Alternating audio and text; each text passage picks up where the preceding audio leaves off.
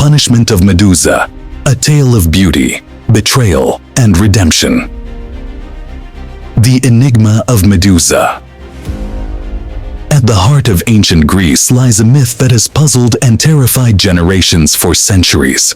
The tale of Medusa is one that resonates far beyond the boundaries of mythology, touching on themes of beauty, power, jealousy, and vengeance. In this narrative, we find a woman who was once revered for her beauty and devotion, only to be cursed and transformed into a figure of terror. But was Medusa truly a monster? Or was she a victim of the capriciousness of the gods, caught in the middle of divine rivalries and punished for something beyond her control? The name Medusa conjures images of a monstrous figure with snakes for hair, whose gaze can turn men to stone. She has been portrayed as a villain, a symbol of fear, and a creature of nightmares. But beneath this monstrous exterior lies a tragic story of a young woman who was wronged by those she trusted most. As we delve deeper into her tale, we will uncover the layers of complexity that surround Medusa's transformation and explore the deeper truths behind her punishment. In this retelling, we will not only revisit the familiar elements of her myth, but also examine the broader themes of justice, power dynamics, and societal expectations. Through a modern lens, we will explore how Medusa's story still holds relevance today, shedding light on issues such as victim blaming, gender dynamics, and the long-lasting effects of trauma. Part 1. The Beauty and the Innocence. The origins of Medusa's story are rooted in her lineage. Born to the primordial sea deities Perseus and Ceto, Medusa was the youngest of their 3 daughters. Unlike her sisters, Stheno and Euryale, who were born as Gorgons, monstrous creatures with serpentine features, Medusa was born fully human. From her very birth, Medusa was set apart, her beauty marking her as different from her siblings, and even from the other mortals of her time. In ancient Greek society, beauty was often viewed as both a blessing and a curse. A beautiful woman could gain favor from the gods, but her beauty could also attract jealousy and unwanted attention. For Medusa, her beauty was not something she flaunted or used for personal gain. Instead, she saw it as a responsibility, something that needed to be carefully guarded and protected. From a young age, Medusa was devoted to Athena, the goddess of wisdom, war, and craft. Athena was known for her intelligence and strategic thinking, but she was also a virgin goddess who valued purity and discipline above all else. Medusa's devotion to Athena was not merely superficial. She admired the goddess for her strength and independence, and she longed to follow in her footsteps. Growing up, Medusa often played with her sisters, Stheno and Euryale. Despite their monstrous appearances, they shared a close bond. Medusa, being the youngest and most human in appearance, often took on the role of Athena in their games, while her sisters would play the villains. These childhood games were innocent and full of joy, a reflection of Medusa's pure and devoted heart. As Medusa matured, her beauty became even more striking. It was said that her hair, in particular, was her most captivating feature. Long golden locks that shimmered in the sunlight, her hair became the envy of women and the desire of men. But for Medusa, her beauty was a source of discomfort. She did not seek the attention it brought her, and she feared that it would distract from her true calling, to serve Athena as a priestess. In ancient Greece, the role of a priestess was one of great honor and responsibility. Women who were chosen to serve the gods were expected to maintain the highest standards of conduct, especially those who served virgin goddesses like Athena or Artemis. The Temple of Athena was a place of discipline, where young women were trained to uphold the values of wisdom, purity, and virtue. One of the most important requirements for any priestess of Athena was the vow of absolute chastity. Like Athena herself, the priestesses were expected to remain untouched by the influences of love, lust, or desire. Medusa was determined to fulfill this role. She dedicated herself to her duties, rising through the ranks of the temple with grace and diligence. Her beauty, far from being a distraction, became an asset. People flocked to the temple not only to worship Athena, but to witness Medusa perform the sacred rituals. Her devotion to the goddess was evident in every movement, every prayer, and every act of service. But with admiration came jealousy. Other priestesses who had once been her friends began to resent the attention that Medusa received. They whispered behind her back, accusing her of using her beauty to gain favor with the goddess. The temple, once a place of sanctuary, became a source of tension for Medusa. But she remained steadfast in her commitment, refusing to let the jealousy of others deter her from her path. The vows of a priestess. As Medusa reached the age of maturity, she took the sacred vows to become a full-fledged priestess of Athena. These vows were not just a formality, they were a lifelong commitment to the goddess. The priestesses of Athena were expected to live lives of strict discipline and moral integrity. They were to be the embodiment of the goddess's values, acting as her representatives on earth. One of the most significant vows taken by Athena's priestesses was the vow of purity. This was not merely a physical purity, but a spiritual one. The priestesses were expected to remain chaste, not only in body, but also in mind and heart. Any deviation from this path was seen as a betrayal of the goddess and a stain on the temple's reputation. Medusa embraced these vows wholeheartedly. She had no desire for romantic love or physical affection. Her heart belonged solely to Athena, and she was determined to live a life of service to the goddess. But even as she devoted herself to her duties, she could not escape the attention that her beauty attracted. Men from all over Greece came to the temple, not to worship Athena, but to catch a glimpse of Medusa. Her presence was a distraction, and it was not long before rumors began to circulate. Some claimed that Medusa's beauty was so great that it rivaled that of Athena herself. Others whispered that her hair was more glorious than the goddess's own.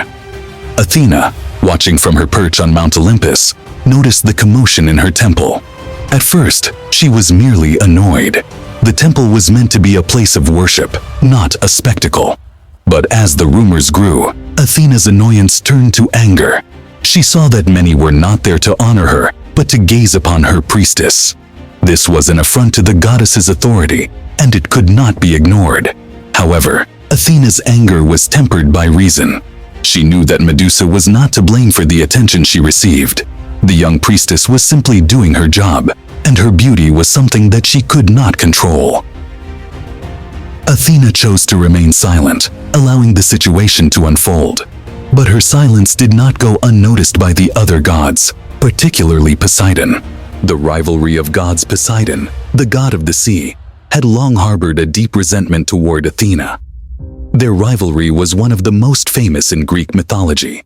The two had competed for the title of the patron deity of Athens, a prestigious honor that would grant them control over the city and its people.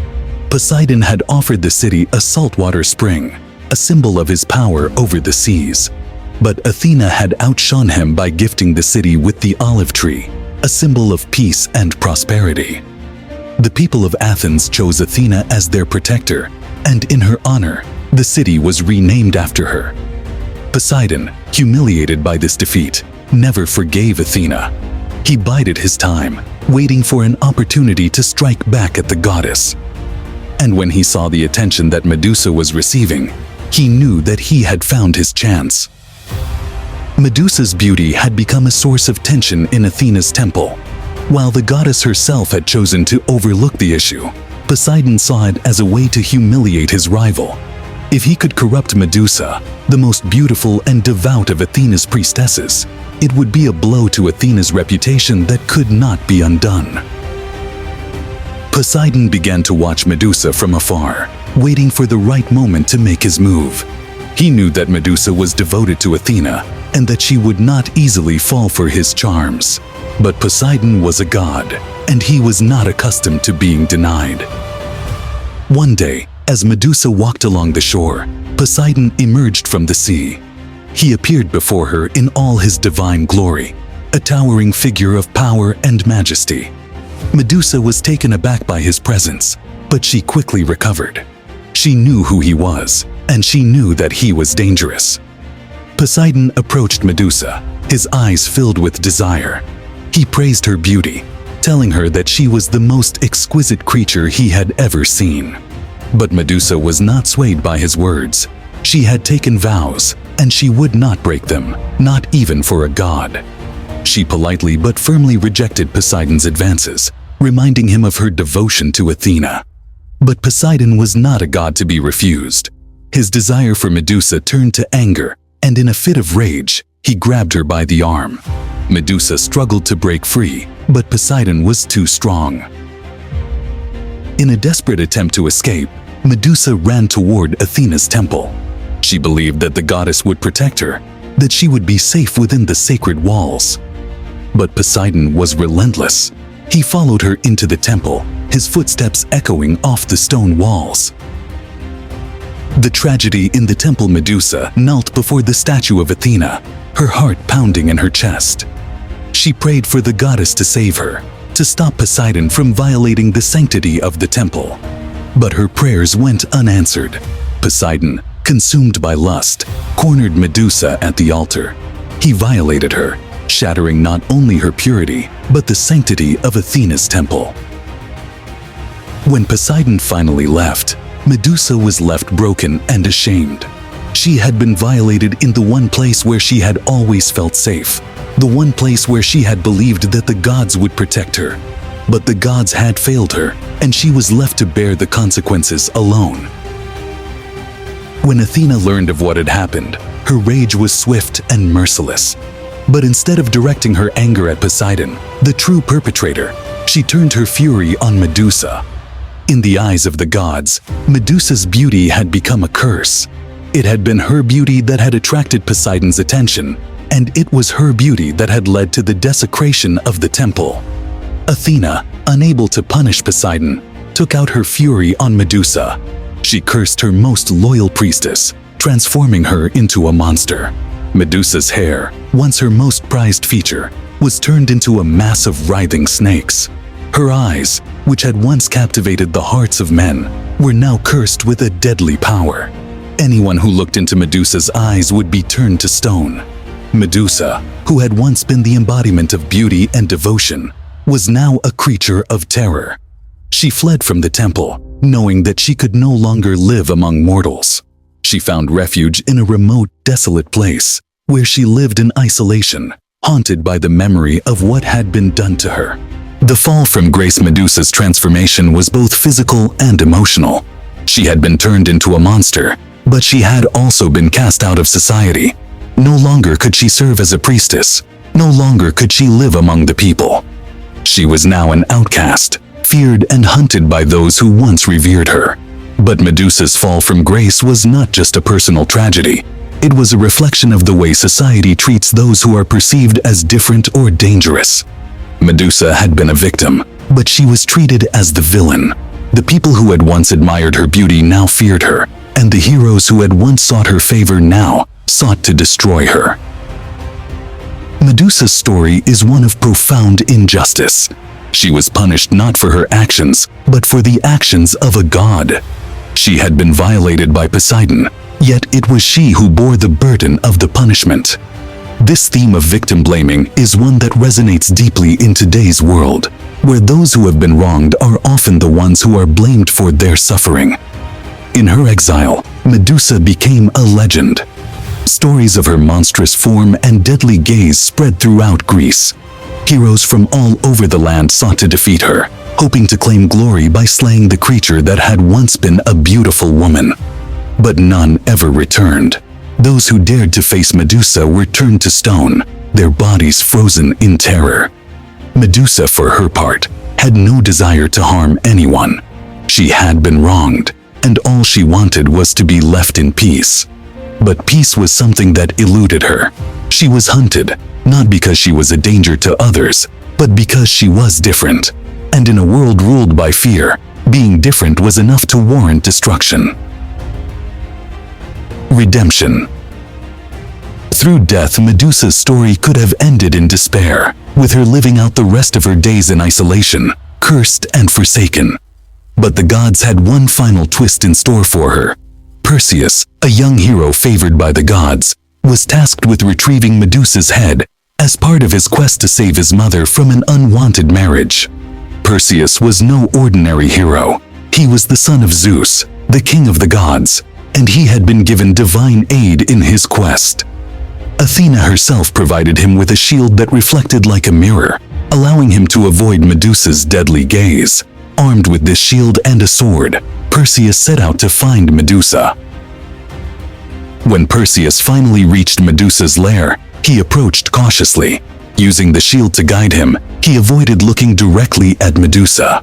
The Gorgon, now more beast than woman, was prepared for another battle. But this time, her opponent was not like the others. Perseus, using the reflection in his shield, managed to get close enough to strike. With a single swift motion, he severed Medusa's head from her body. Medusa's death was not the end of her story. From her blood, two beings were born: Pegasus, the winged horse, and Chrysaor, the warrior with the golden sword. These children, fathered by Poseidon, were symbols of both the purity that had been stolen from Medusa and the potential for greatness that had been buried beneath her monstrous exterior. When Perseus returned with Medusa's head, he gave it to Athena as a gift. The goddess, perhaps feeling remorse for the harshness of her punishment, placed Medusa's head on her shield. In this way, Medusa was immortalized, not as a monster but as a symbol of Athena's power. In death, Medusa found a form of redemption. She was no longer the feared Gorgon. She had become a symbol of divine justice. The lessons of Medusa's tale. The story of Medusa is one of profound tragedy, but it is also a story rich with meaning. It touches on themes that are still relevant today: the dangers of beauty, the abuse of power, the consequences of jealousy, and the injustice of victim blaming. Medusa's beauty, which had once been a source of admiration, became the very thing that led to her downfall. In ancient Greece, beauty was both a blessing and a curse. It could open doors, but it could also attract unwanted attention. For Medusa, her beauty made her a target, not just for men but for the gods themselves. The abuse of power is another central theme in Medusa's story. Poseidon, a god of immense power, used his position to take what he wanted without regard for the consequences. Athena, too, abused her power by punishing Medusa for something that was not her fault. The gods, who were supposed to represent justice and order, instead acted out of jealousy, anger, and spite. Medusa's story is also a powerful commentary on the way society treats victims. Medusa was a victim of Poseidon's lust, yet she was the one who was punished. This theme of victim blaming is something that continues to resonate in modern society. Too often, those who have been wronged are the ones who are blamed for their suffering, while the true perpetrators go unpunished. But Medusa's story is not without hope. In the end, she finds a form of redemption. Her death, while tragic, frees her from the curse that had been placed upon her. And in her death, she is immortalized as a symbol of power and justice. Medusa's legacy is one of transformation, both literal and figurative. She was transformed from a beautiful woman into a monster, but in death, she was transformed once again into a symbol of divine justice. Conclusion: Medusa's legacy. The legacy of Medusa is one that transcends time. Her story is not just a myth. It is a reflection of the complexities of human nature, power, and justice. Medusa's transformation from beauty to beast, from victim to villain, and finally to a symbol of power mirrors the way society treats those who are different or misunderstood. In the modern world, Medusa's story can be seen as a symbol of empowerment. Her transformation from victim to monster, and then to a symbol of divine justice, reflects the way that many people, especially women, are judged based on superficial characteristics. Medusa's story is a reminder that what we see on the surface is often only a fraction of the truth. Medusa's tale is not just a cautionary myth. It is a mirror reflecting the complexities of human society. It invites us to question not just the gods but ourselves. How do we judge others? How do we treat those who are different or misunderstood? And how do we seek justice, not through punishment, but through understanding and compassion? In the end, Medusa's story is one of redemption, not through punishment, but through recognition of her true worth. She was not a monster. She was a woman who was wronged, and her story reminds us that even in the darkest moments, there is the possibility